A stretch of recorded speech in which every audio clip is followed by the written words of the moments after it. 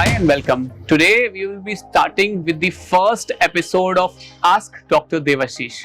Ask Dr. Devashish एक नई series है जिसमें हम अपने व्यूअर्स के सवालों के जवाब देने की कोशिश करेंगे।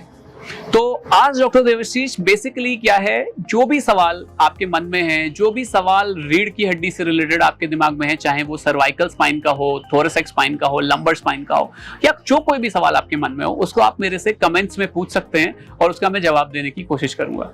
तो पहले एपिसोड में पहले सवाल के साथ हम शुरू करते हैं। पहला सवाल पूछा है मिस्टर अक्की शर्मा जी ने। अक्की शर्मा जी ने पूछा है कि उनको सर्वाइकल C4 और lumbar spine L4, L5, S1 की दिक्कत है, तो क्या वो दोनों सर्जरीज एक साथ हो सकती हैं, दोनों में एंडोस्कोपी हो सकती है या नहीं हो सकती है। तो अक्की शर्मा जी, बात ऐसा है कि आपको 2 लेवल पे डिजीज है और कभी कभी हम लोग 2 लेवल डिजीज को एक साथ भी ऑपरेट करते हैं, जिसको हम कहते हैं टैंडम सर्जरी या फिर टैंडम स्टेनोसिस, जिसमें हम 2 सर्जरीज करते हैं।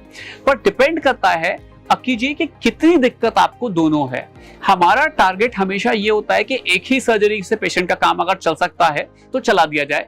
इसमें हमें ये आइडेंटिफाई करना पड़ता है कि कौन सी डिजीज ज्यादा संगीन है, कौन सी डिजीज से पेशेंट ज्यादा परेशान है और कौन सी प्रॉब्लम ज्यादा है। इसको तर्ज में रखते हुए हम लोग या तो सर्वाइकल स्पाइन सर्जरी या लंबर स्पाइन सर्जरी में से एक करना प्रेफर करते हैं। हालांकि यदि किसी पेशेंट को दोनों में प्रॉब्लम आ रही है तो हम दोनों सर्जरीज भी साथ कर सकते हैं। तो डिपेंड करेगा, आप अगर अपने एमआरआईज को शेयर करेंगे तो हम लोग डिटेल में आपको बता पाएंगे कि कौन सी सर्जरी को आपको जरूरत है या फिर आपको दोनों सर्जरीज की जरूरत है क्या। नेक्स्ट सवाल जो है वो सविता श्रीवास जी ने पूछा है और उन्होंने ये पूछा है कि उनको 2.5 साल से स्लिप डिस्क की बीमारी है और 1 साल से उनको स्लिप डिस्क हो रहा है।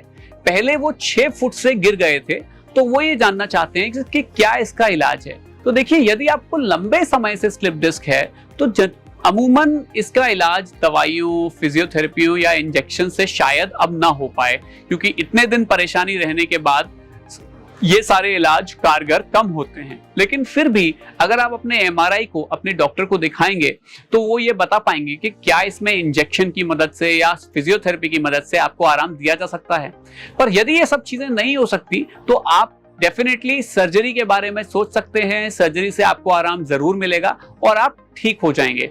तो मेरा मानना यह है कि अगर आपको लंबे समय से दिक्कत चल रही है और आप फिजियोथेरेपी, कायरोप्रैक्टर्स, दवाइयां, इंजेक्शन सब ट्राई कर चुके हैं, तो आप सर्जरी के बारे में सोचें, जिससे आपको बहुत जल्दी और बहुत अच्छा रिलीफ मिल जाएगा।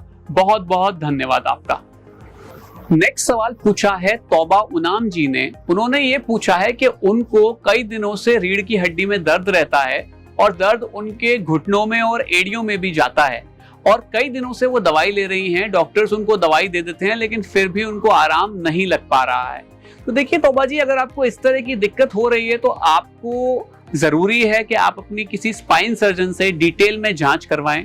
जांच करवाने के बाद अपना एमआरआई और एक्सरे करवाएं और ये करवाने के बाद फाइनली आप अपना डिटेल इवैल्यूएशन के बाद प्लान करें कि किस ट्रीटमेंट की जरूरत है।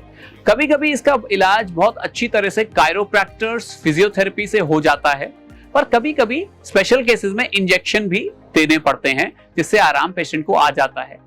आपने ये भी बताया कि आपकी उम्र ज्यादा है इसलिए दिक्कत बढ़ रही है, लेकिन ये मानिए उम्र ज्यादा होने से इलाज का कोई संबंध नहीं है और उम्र ज्यादा होने के बाद भी आपको बहुत अच्छा आराम दिया जा सकता है। अगर आपको लगता है कि आपको दिक्कत ज्यादा है और किसी भी तरह आप ठीक नहीं हुए, तो आप अपने डॉक्टर से इसकी ऑपरेशन के बारे में भी जानकारी ले सकते हैं। बहुत बहुत धन्यवाद आपका।